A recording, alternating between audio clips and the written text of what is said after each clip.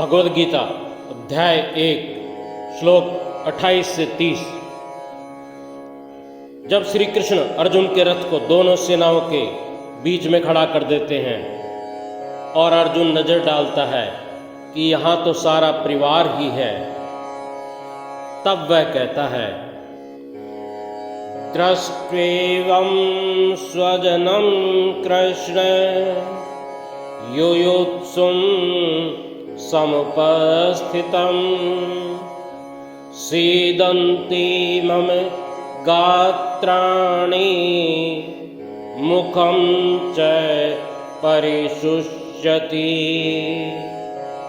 वेपथुश्च शरीरे मे रोमहर्षश्च जायते गाण्डीवं स्त्रंस्ते हस्तात् त्वक् चैव परिदह्यते न शक्नोम्य अवस्थातुं भ्रमतीव च मे मनः। O Krishna, seeing these my relatives met together desirous of battle, my limbs are failing and my mouth is parched. My body trembles, my hair stand on end. The sacred bow, Gandhi, slips away from my grip and my skin is afire. Neither can I remain standing upright. My mind is rambling. इसको थोड़ा समझ लेते हैं।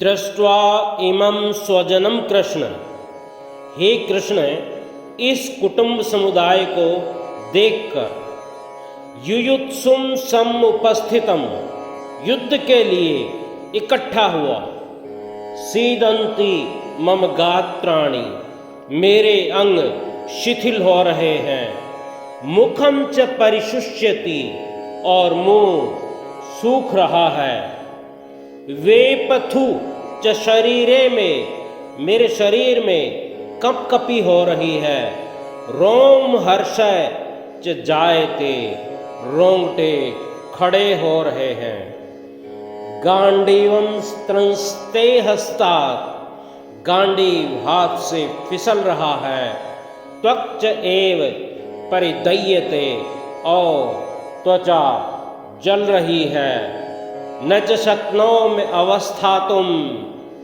खड़े रहने में भी असमर्थ हो रहा हूँ, भ्रमति इव च मे मनः, मेरा मन भी भ्रमित हो रहा है। अर्जुन के मन में युद्ध के भावी परिणाम को देखकर चिंता हो रही है और इसका असर सारे शरीर पर पड़ रहा है। राम सुखदास जी ने यहाँ एक अंतर को रेखांकित किया है। इस अध्याय के पहले श्लोक में धृतराष्ट्र ने संजय से कहा था, धर्मक्षेत्रे कुरुक्षेत्रे संवेता युयुत्सव, संवेता युयुत्सव उसने कहा था, मतलब युद्ध के लिए इकट्ठा हुए मेरे और पांडु के पुत्र मामका पांडवाश्च। और देखिए यहां अर्जुन कहता है, स्वजनम युयुत्सुम समुपस्थितम, युद्ध के लिए इकट्ठा हुआ हमारा परिवार। धृतराष्ट्र के लिए परिवार का मतलब है उसके भाई और उसके बेटे अलग अलग।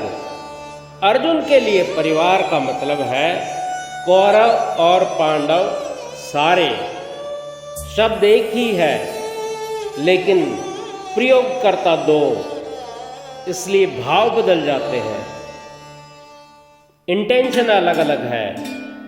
भाषा से इंसान के अंदर के भावों का पता चलता है। परमहंस योगानंद जी बताते हैं कि कौरव हमारे भौतिक सुखों के प्रतीक हैं जब हम ध्यान करना चाहते हैं तो शुरू में बड़ा उत्साह रहता है। जैसे ही अर्जुन कहता है कि रथ को सेनाओं के बीच में ले चलो, लेकिन प्रियजनों को सामने देखकर उसकी सोच बदल जाती है। इसी तरह आध्यात्मिक सुख की खोज में अपने प्रिय भौतिक सुखों को छोड़ने की कल्पना मात्र से हम विचलित हो जाते हैं। हमारी कपकपी छूटने लगती है, रोंगटे खड़े हो जाते हैं, अध्यात्म रूपी धनुष हाथ से गिरने लगता है। इसके विपरीत हम घंटों टेलीविज़न देख सकते हैं, अखबार पढ़ सकते हैं, फिल्म में खो जा सकते हैं, तब हम बिल्कुल भी विचलित नहीं होते। उस समय का हमें पश्चाताप नहीं होता। परमात्मा की खोज में लगाए हुए थोड़ा भी वक्त हमें बहुत भारी लगता है। उसी प्रकार जैसा कि अर्जुन को परिवार को खो देने की कल्पना मात्र से लग रहा है। ओ